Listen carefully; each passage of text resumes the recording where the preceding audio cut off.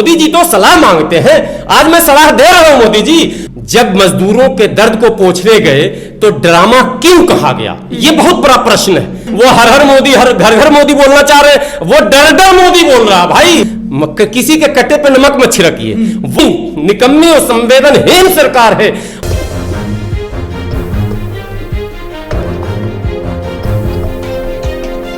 नमस्कार, आप देख रहे हैं नेशन इंडिया न्यूज और मैं हूं आपके साथ सद्दाम करीमी। कल जिस तरीके से खबरें उभर के आई, एक तरफ वित्त मंत्री निर्मला सीतारमण ने प्रेस कॉन्फ्रेंस कर उन्होंने कांग्रेस के नेता राहुल गांधी पर उन्होंने निशाना साधा। उन्होंने कहा कि राहुल गांधी अगर मजदूर से मिलते हैं तो वो ड्रामेबाज उन्होंने कहा है। और कई सारे खबरें मजदूर को लेकर उभर के आई। उत्तर प्रदेश से खबरें उभर के आई कि वहां पर पुलिस की लाठियां चलाई जा रही, चाहे मैं झांसी की बात करूं और कई जगह से ऐसे तस्वीरें उभर के आई।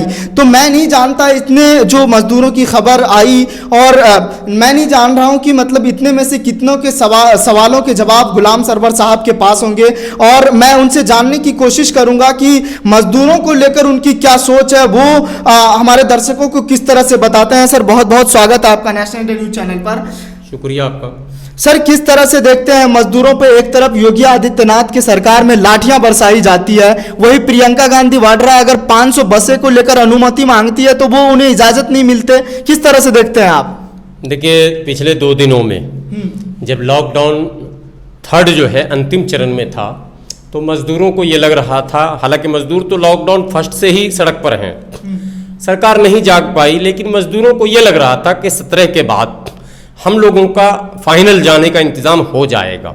लेकिन जब 17 तारीख के 4 बजे ये मजदूरों को लेकर कोई स्पष्ट नीति नहीं बनी, जब केंद्र सरकार की और राज्यों की ओर से भी कोई स्पष्ट आदेश नहीं आया, तो मजदूर सड़क पर आने लग गए। अब झांसी की घटना आपने बताई, रीवा में भी घटना घटी है कि सहारनपुर उत्तर और अंबाला के जो बॉर्डर है वहां भी कई हजार मजदूर जमा हुए, लाठियां, हालांकि वहां के एसपी का रोल पॉजिटिव रहा सहारनपुर में, लेकिन रीवा में जबरदस्त लाठी चली और झांसी में जबरदस्त लाठी चली। तो आप, मेरा ये कहना, आपने कहा कि कितने प्रश्न का उत्तर दिया जाए, ये तो उत्तर तो इनको चुनाव के समय ही दिया जा सकता है मुनासिब, लेकिन अभी इतनी बात एकदम समझने की है कि देश कृषि प्रधान देश है, धर्म प्रधान देश है, जाति प्रधान देश है, संस्कृति प्रधान देश है। ये यहाँ अनेकों संस्कृतियां, अनेकों जाति के लोग, अनेकों धर्म के लोग हैं और कृषक हैं जो अलग अलग क्षेत्र में उनका एक योगदान है, जीडीपी में उनकी बड़ी भूमिका है। और देश के इंफ्रास्ट्रक्चर पर अगर आप बात करते हैं तो विदाउट लेबर आप कल्पना ही नहीं कर सकते हैं कि भाई कुछ हम कर सकते हैं, आपको मैन पावर चाहिए। और यही देश की बड़ी मजबूती है कि भारत में युवाओं की एक टोली है। मैं आदरणीय प्रधानमंत्री जी कहा करते थे कि दुनिया का सबसे युवा देश भारत है, लेकिन आखिरी में प्रधानमंत्री जी ने कह दिया आत्मनिर्भर बन जाओ।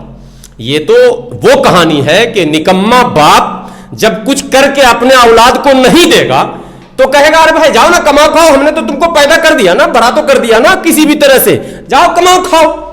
ये कोई परिपक्व गार्जियन, कोई संवेदनशील गार्जियन की भाषा नहीं हो सकती है। संवेदनशील गार्जियन जो होता है, जो एक अच्छा पेरेंट्स होता है, उसकी जिम्मेदारी है कि बच्चों को एस्टेबल कर दिया जाए। आज प्रधानमंत्री जी बच्चे पांव पर खड़े नहीं बल्कि लड़खड़ा रहे हैं।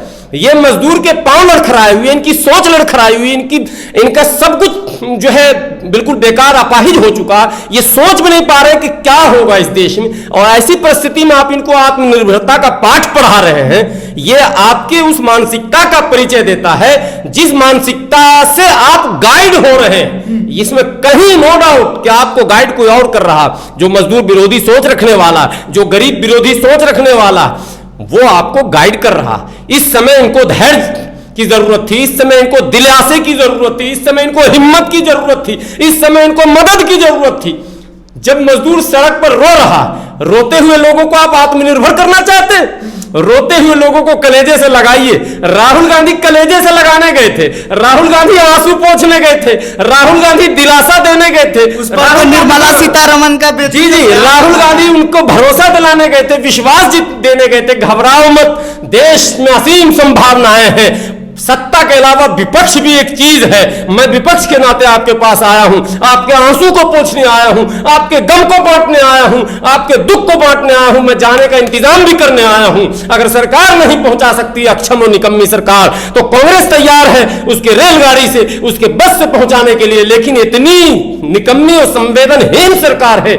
और निर्मला सीतारमण जी भारत की नारी है, कोई संस्कार आपको दिखता है? सोनिया गांधी जी पर आप टिप्पणी करते हैं कि विदेशी महिला, टूटे फूटे शब्दों में ही सही हिंदी में भाषण करती है। निर्मला सीतारमण जी 5 दिन धारावाहिक सुना के गई अंग्रेजी में, और जब राहुल गांधी पर टिप्पणी करना हुआ तो हिंदी में बोलना। तो जब आपको हिंदी आ ही रहा था तो ये 20 लाख करोड़ का पैकेज हिंदी में सुना देते तो आम गरीब समझ जाता, सब जरूरतमंद समझ जाता, मजदूर समझ जाता।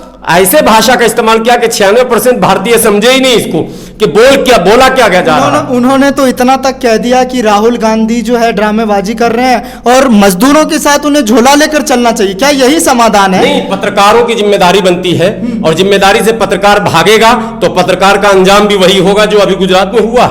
मैं निसंकोच बोल रहा हूं, डरने की बात नहीं है। एबीवीपी पर चल रहा था ये तो अपराध हो गया, ये तो जुल्म हो गया। नहीं साहब, दोनों स्पष्ट नजरिया, बैलेंस बनाकर बात कीजिए। आप उन मजदूरों के कटे पर नमक छिड़कने जा रहे हैं तो मजदूर। नेशनल इंडिया न्यूज हर मुद्दे पर निष्पक्ष रहा है और हमेशा सच्चाई दिखाता है। मैं यही बात आपसे भी कह रहा हूं, किसी के कट्टे पे नमक मत छिड़किए।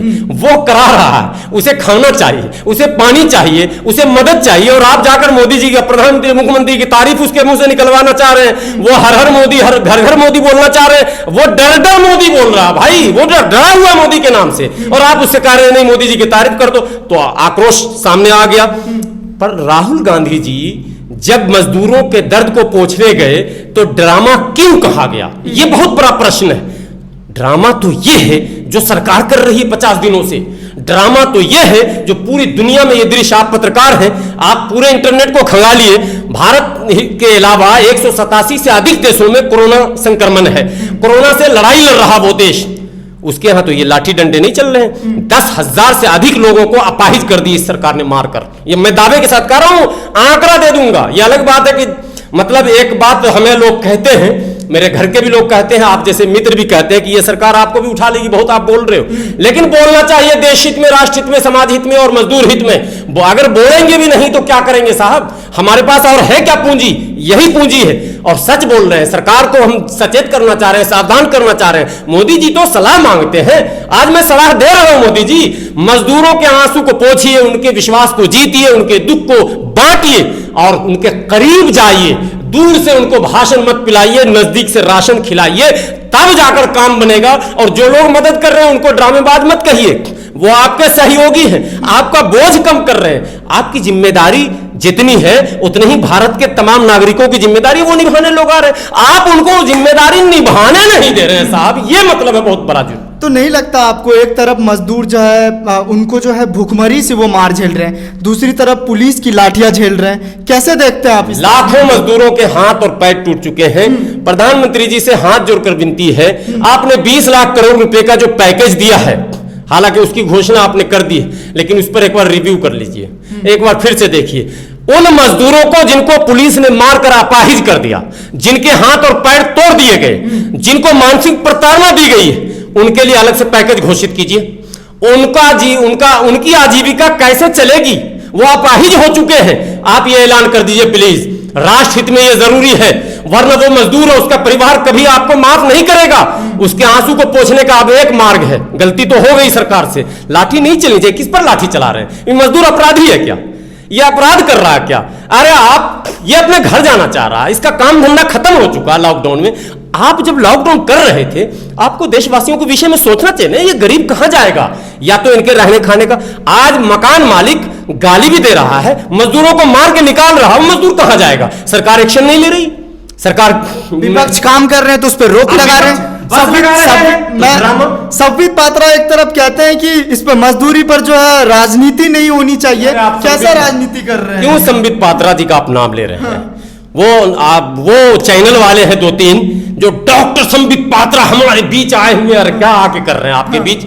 फिर आके नफरत फैलाएंगे आपके बीच। अगर डॉक्टर संबित पात्रा हैं तो इनको फील्ड में रहना चाहिए। ये समय गरीबों के दर्द को बांटने, उनके दुख को दूर करने, उनके मुसीबत को कम करने का समय था, तो टीवी में 10-10 घंटा बैठ के बोकराती कर रहे हैं। 10 घंटा टीवी पे इतने लाख उसको दिया, इतने करोड़ हमारी सरकार ने उसको दिया, इतना ये कर दिया।